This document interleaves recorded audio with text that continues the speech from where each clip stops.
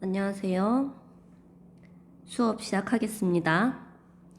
오늘 188쪽부터 192쪽까지 할 거예요. 보자. 188쪽. 두리안 나오네. 두리안 열매를 먹고 씨를 다른 곳에 배설하여 멀리 퍼뜨리는 박쥐가 그렇게 하는구만. 그죠? 그럼 박쥐가 멸종 위기에 처해 있다고 하면 어떤 일이 발생할까? 이 두리안 먹어봤어요? 선생님 두리안을 먹어봤는데 아이스크림만. 그 다음에 초코. 실제 두리안은 못 먹어봤어요. 작년에 한 학생이 두리안 초코를 선생님한테 갖다 줍니다. 어디 한번 먹어봐라 이렇게. 그리고 선생님이 맛있게 먹었어요. 말레이시아에 여행 갔다 온 그 학생은 선생님이 깜짝 놀랄 줄 알았지만 맛있게 먹었어요. 그리고 문제는 그 학생이 그 이후로 수업 시간 일어나지 않습니다. 계속 자요. 그래서 선생님 슬펐어요. 자, 박쥐가 멸종 위기에 처해 있는데 박쥐 멸종은 두리안의 멸종도 가져올 수 있겠지, 그지? 그래서 이 생태계 내에서 어떤 한 종의 멸종이 그 종만의 문제가 아니고 다른 개체군에게 영향을 줄 수 있다라는 이야기예요, 그죠? 그래서 생물의 다양성이 중요하다. 한번 생각해보자. 그런 얘기였네. 자, 그 친구가 제발 이 강의를 듣기 바래요. 일어나서 잠을 깨고 생물 다양성 봅시다. 쭉 갈게요.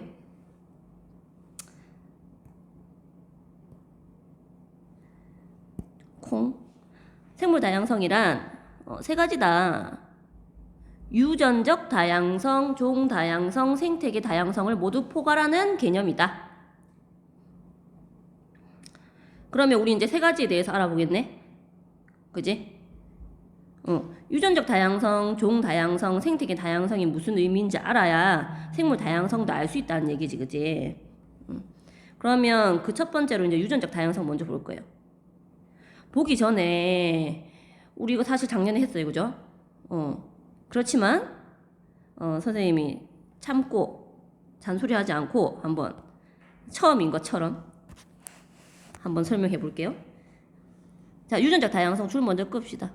유전적 다양성은 한 생물종에 얼마나 다양한 대립 유전자가 존재하는가. 대립 유전자가 종류가 다양할수록 생물종의 유전적 다양성도 높다고 할 수 있다. 밑에 그림 아주 잘 나와 있네. 그래, 우리 이제 유전자가 뭔지 알았으니까, 그지? 염색체 내에 있는 여기 같은 위치에 있는 유전자가 여기 핑크색으로 표현되어 있는 거, 여기 노란색으로 표현되어 있다, 그지? 다르지? 대립 유전자가 다양하다고. 그래서 첫 번째에 있는 이 새와 두 번째에 있는 이 새의 뭐 무늬가, 그지? 여기 허리에는 뭐 무늬가 좀 다르다든지, 여기 꼬리 길이가 좀 다르네. 꼬리 길이가. 그렇게 다양하게 표현될 수 있다는 거예요. 그러면 이러한 유전적 다양성이 생물 다양성에서 왜 중요하냐? 기린을 예를 들어서 한번 보면 기린의 털 무늬를 결정한 대립 유전자가 다양하게 나타난다.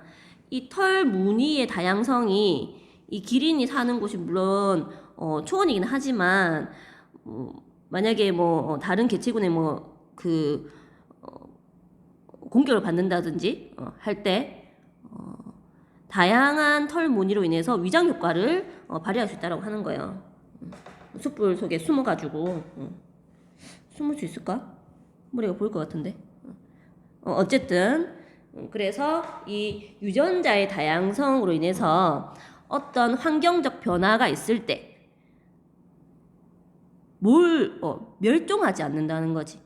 이 다양성을 가진 이 개체들 중에 어떤 것은 그 상황에서 살아남아서 다시 번식하여서 그 다음 세대를 살 수 있게 해줄 수 있다는 게 이제 유전적 다양성의 중요점이에요. 그래서 1학년 때 얘기했던 것이 감자 마름병도 얘기한 적 있어요. 우리 교과서에 나와 있는. 혹시나 지금 책 안 읽고 온 사람은 잠깐 멈추고 책을 먼저 읽고 와야 됩니다. 192쪽까지. 감자 마름병. 그 다음에 바나나에 대해서 얘기한 적 있거든. 그치? 바나나가 곧 없어질지도 모른다. 슈퍼에 가면 엄마가 바나나를 먹어야 된다. 곧 바나나가 다시는 못 먹을지도 모른다. 이런 말을 한다고 했어요. 그래서 이 바나나를 맛있는 바나나를 그 재배하기 위해서 한 가지 종만 뭐더라 그로미셜인가?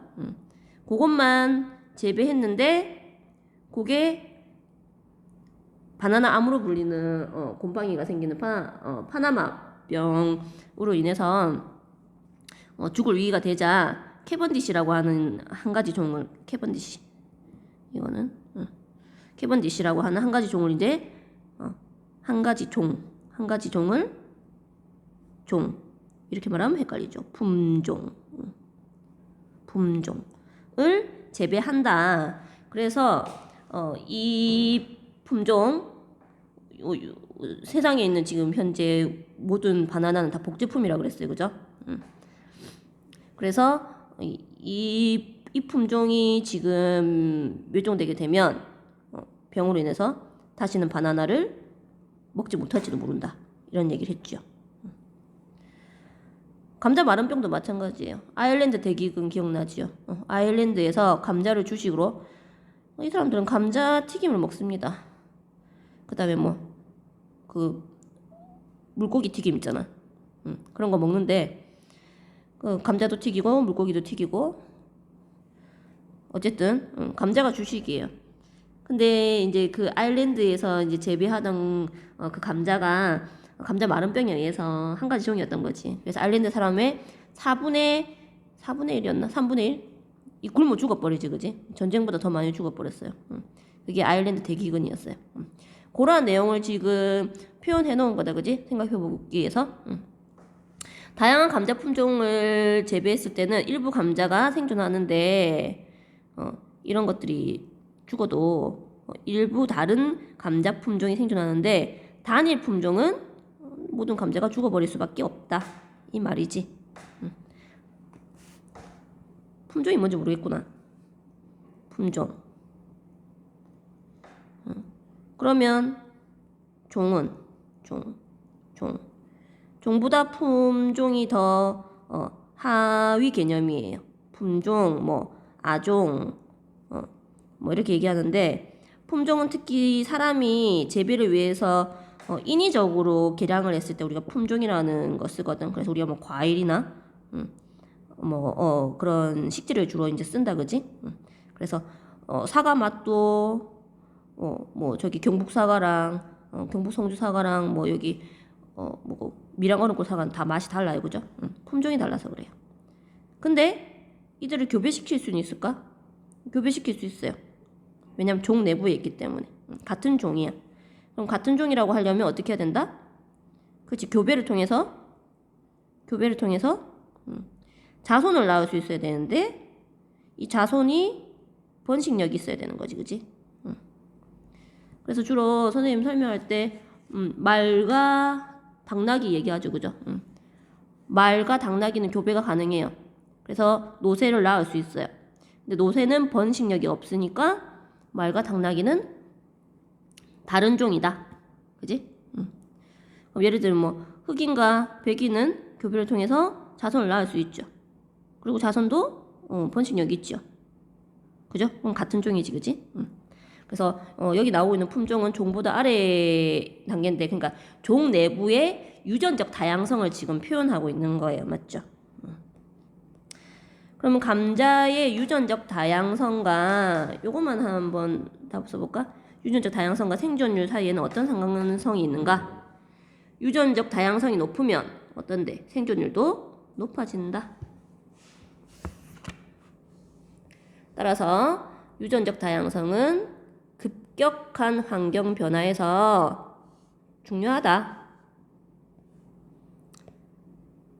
넘어갑니다. 넘어간다? 다 알아들었어? 어? 하나만 더 할까? 그러면 야생의 식물종하고 우리가 재배를 위해서 밭에다가 막 빽빽빽빽빽 넣어놓은 그 똑같은 씨 뿌리잖아, 그치? 그럼 주로 이제 재배종 같은 거에 비교하면 어떤 게 유전적 다양성이 높을까? 그렇지, 다양한 유전자 가지고 있는 야생 식물종이 높아요, 그죠? 종 다양성 갑시다. 생물 다양성 중에서 첫 번째가 유전적 다양성이었고 두 번째 종 다양성. 자, 종 다양성은 어느 한 군집에 서식하는 생물 종의 다양한 정도. 그런데 요거는 두 가지의 조건을 고려하라. 하나는 종 풍부도, 또 하나는 종 균등도. 작년에 시험까지 냈던 것 같은데. 풍부도는 종의 수, 균등도는 종들의 개체수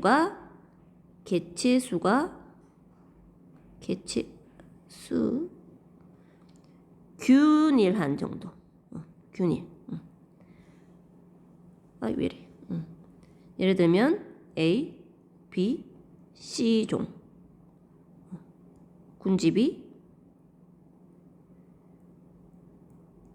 이렇게 있다.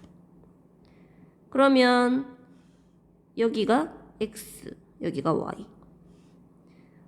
X와 Y 군집 중에서 어디에 종 다양성이 높아요? 그렇지, 당연히 이렇게만 나와 있으면 종의 수가 많은 X가 이렇게 종 다양성이 높아요. 그렇다면 G, 만약 A, B, C, X와 G를 비교하려면 종의 수는 같으니까, 종 풍부도는 같으니까 비교하기 어려운데 여기에 개체 수까지 나와 있다. 5, 10, 3, 2. 전체 개체 수는 같은데 지금 이게 균일하지요. X가. 이렇게 되면 G 군집보다 X 군집의 종 다양성이 더 높다라고 표현한다. 종 균등도 때문에. 넘어갈래. 그래프, 이 그냥 그래프 분석하는 거예요. 그래서 종 다양성이 생태계 안정성하고 어떠한 관계가 있는가 보면, 자, 종 다양성 중에서 종 풍부도를 표현해놨네. 그지? 그럼 종 풍부도에 따른 초지라고 했으니까 풀밭이에요. 초원, 덮는 면적, 그 다음에 질병의 발병도, 얼마나 병이 생기나, 그 다음에 외부에서 유입된 종. 이거 외부에서 유입된 종은 외래종이다, 그지? 외래생물. 이거 외래생물 조심해야 돼요, 그죠? 왜냐하면 외부에서 도입되는 종들이 들어올 때 우리 생태계에서 우리 생태계로 들어올 때 우리 생태계에서 이 종에 대한 A종이라 할까? A종에 대한 천적이 존재하지 않을 가능성이 매우 높거든. 그래서 외래생물의 경우에는 대부분의 경우에 생태계를 교란시킬 위험이 있다. 따라서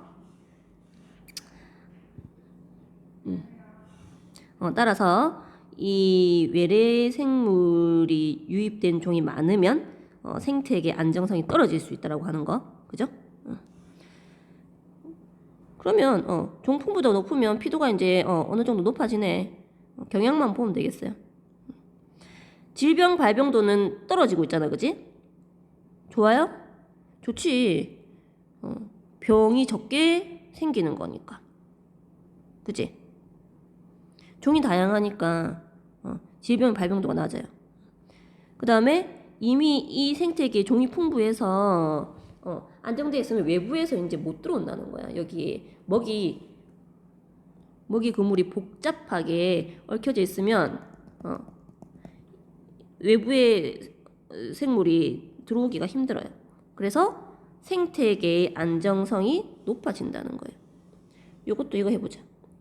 식물의 종 풍부도가 높은 것은 생태계 안정성은 높아진다.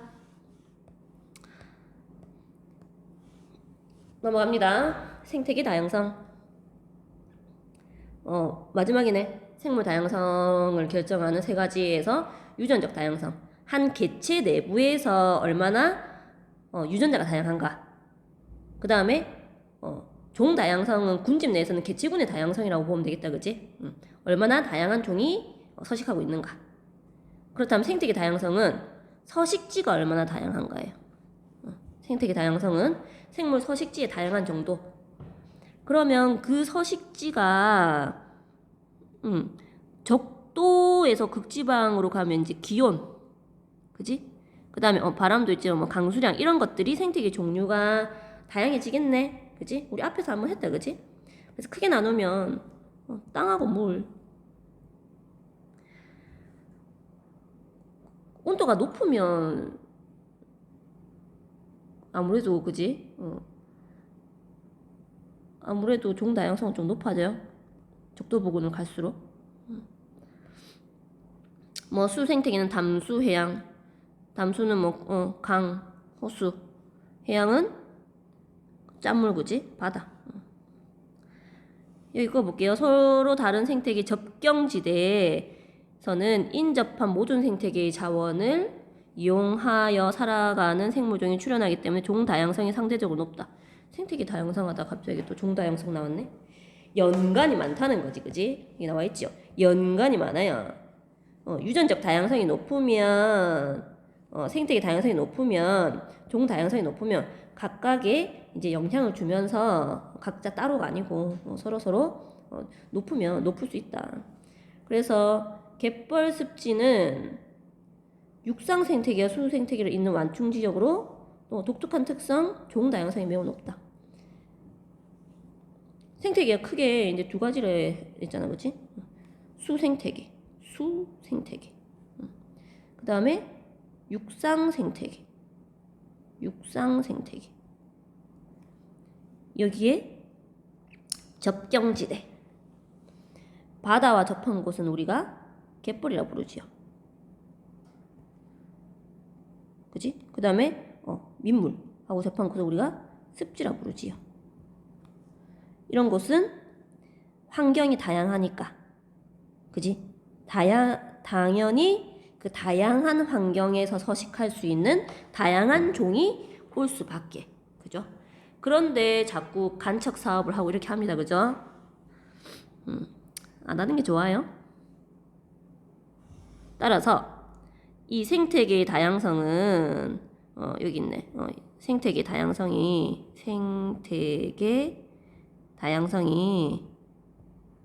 커지면 종 다양성도 높아질 수밖에 없다. 192쪽. 그래서 우리 생물 다양성이 뭔지 알아봤습니다, 그죠? 생물 다양성이 높으면 뭐가 좋을까? 생물 다양성이 높으면 생물 다양성이 낮아 먹이 사슬이 단순한 생태계에서는 이렇게 생태계 평형이 깨지기 쉬운데 생물 다양성이 높으면 생태계 평형이 유지되어서 안정된 생태계를 유지할 수 있다. 그림 그냥 보면 이해하겠죠. 이거를 뭐라 부를까? 첫 번째 그러면 먹이, 그물. 이거는 먹이, 사슬. 쥐 없어지면 매도 죽는다. 쥐 없어지면 올빼미가 개구리 먹는다. 인간한테 생물자원.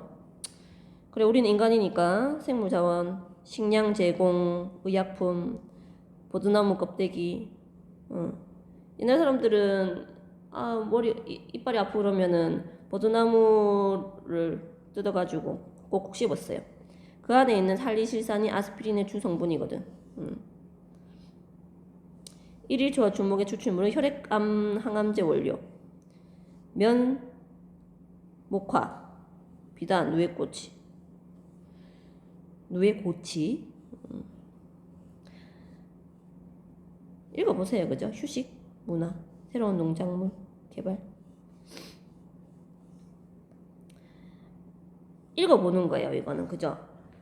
그러면 예를 들면 여기 이게 주목인데 첫 번째 그림이 이 주목에서 나오는 항암제에 대해서 한번 생각해 볼까? 주목에 우리가 항암제라고 하는 텍솔. 텍솔이 항암제로 쓰이는데 이 주목에서 추출해가지고 그러면 항암제로 쓸 수 있는 이유는 뭘까? 암을 막아주는 거잖아, 그치? 암을 막아주는데 암세포의 특징은 뭘까 그러면? 암이 뭘까? 돌연변이가 일어난 세포지, 그지? 돌연변이 유전자 이상에 의해서 돌연변이가 일어난 세포의 특징은 세포 분열을 계속해요. 세포 분열을 계속하지. 계속 끊임없이. 그래서 지금 암의 연구하는 데 쓰이는 암 환자의 암세포는 지금 100년이 넘었는데도 계속 분열하고 있는 세포들이 있어요. 계속 분열해요. 그러면 항암제라고 하는 건 이 세포 분열을 그렇지, 막아줄 수 있으면 되겠네. 텍솔이 그런 역할을 해요. 세포 분열할 때 특징이 염색체가 중기에 이렇게 배열되겠죠. 그럼 양쪽에서 이렇게 방추사가 나오겠지. 그래서 얘를 이렇게 끊어가지고 양쪽에 데리고 가잖아, 그지? 그러면 세포가 2개가 될까, 인가배? 이렇게. 여기 양쪽으로 이 염색체를 이렇게 끌고 갈 때 여기 있는 방추사가 어떻게 생겼냐면 선생님이 그냥 여기다가 그려볼게. 이렇게 구슬 모양으로 생겼거든. 구슬 모양으로. 여기서부터 이제 이렇게 돼 있겠지, 그지? 이렇게 구슬 모양으로. 이 구슬이 하나씩 떨어져야 돼. 하나씩 떨어지면서 여기에 이제 택배 아저씨가 여기 택배 아저씨가 있어요. 택배 아저씨가 여기를 이렇게 걸어가요. 이 동원체를 잡고 이 염색체를 양쪽으로 싹 끌고 당겨가는 거지. 당겨갈 때 이 택배 아저씨가 하는 일이 뭐냐면 이 염색체를 당겨가면서 이 구슬 하나를 탁탁탁탁 밖으로 쳐내면서 가는 거거든. 이걸 갖다 이거 모터 단백질이라고 그러거든. 일하는 사람이라고, 택배 아저씨처럼 모터. 그래서 동력 단백질인데 이걸 하나씩 탁탁탁탁 쳐가면서 이게 이제 이 길이 짧아지면서 양쪽으로 이렇게 가게 된다고. 근데 얘가 끊어지지 못하게 해요. 얘가 텍솔이. 얘가 이 방추사의 성분이 미세소관인데 방추사가 짧게 끊어지는 걸 막아. 그러니까 얘가 딱 가운데 이렇게 배열된 채로 중기, 세포 분열이 중기에 배열된 채로 더 이상 세포 분열이 일어나지 못하게 해요. 그러니까 암세포의 증식이 안 되는 거지. 그래서 항암제예요. 요거는 시험에 나오지 않습니다. 그냥 한번 얘기해봤어요. 여기까지. 그 다음에 193쪽부터 뒤에 교과서 문제풀이까지 박상민 선생님 올렸다고 하시니까 그거 보면 돼요. 똑같은 걸 다시 하지 않겠어요. 그리고 선생님은 5단원 형성평가 문제 풀이하러 다시 오겠습니다. 열심히 하세요.